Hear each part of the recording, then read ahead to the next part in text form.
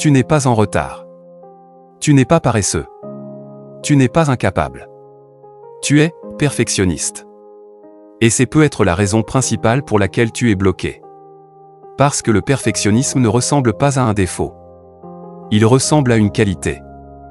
On t'a toujours dit. Il est sérieux. Il veut bien faire. Il est exigeant. Mais personne ne t'a dit que cette exigence pouvait devenir une prison.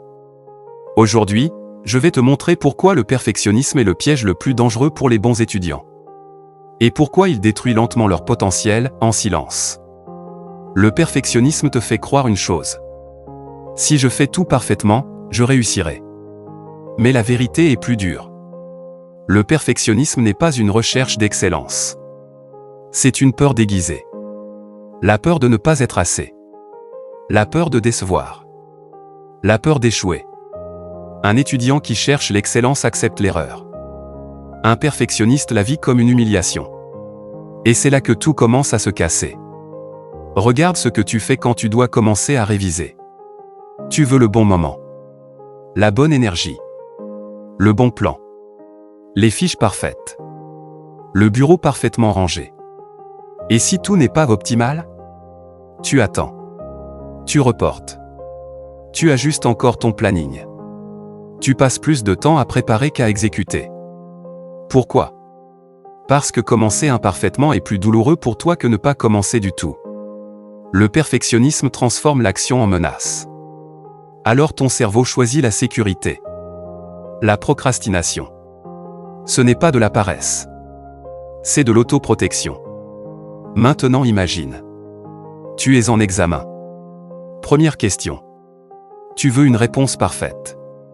Tu réfléchis trop. Tu reformules. Tu corriges. Tu effaces. Tu recommences. Pendant que toi tu cherches la perfection. Le temps avance. Les autres écrivent. Et à la fin, tu manques de temps. Tu bâcles les dernières questions. Tu sors frustré. Et tu te dis. Je sais pourtant que je pouvais faire mieux. Oui. Mais ton perfectionnisme t'a volé ta performance globale.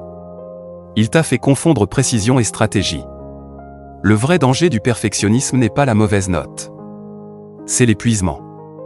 Parce qu'un perfectionniste ne se repose jamais vraiment. Même après avoir réussi, il pense à ce qu'il aurait pu mieux faire. Il ne célèbre pas. Il corrige.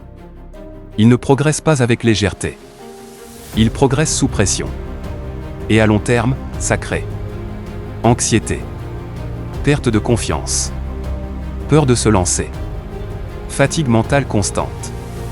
Le perfectionnisme ne te pousse pas vers le haut. Il te tire vers le bas, lentement. Sortir du perfectionnisme ne veut pas dire devenir médiocre. Ça veut dire devenir stratégique. Voici comment. Touche 1, autorise-toi l'imperfection contrôlée. Travaille en version 1. Pas en version finale. Une fiche imparfaite faite aujourd'hui vaut mieux qu'une fiche parfaite jamais terminée. Touche 2, fixe une limite de temps, pas un niveau parfait.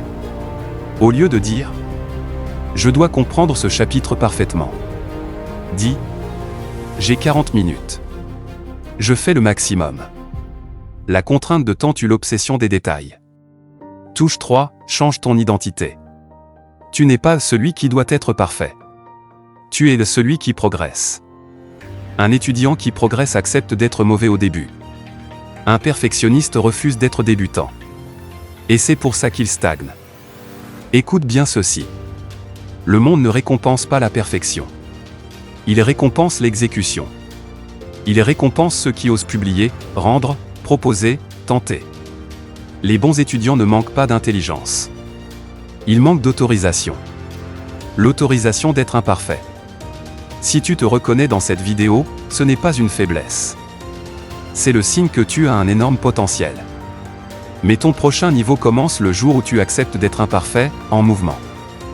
Dis-moi en commentaire. Quelle est la tâche que tu repousses en ce moment parce que tu veux qu'elle soit parfaite? On va briser ce piège ensemble. Bienvenue dans Mental étudiant.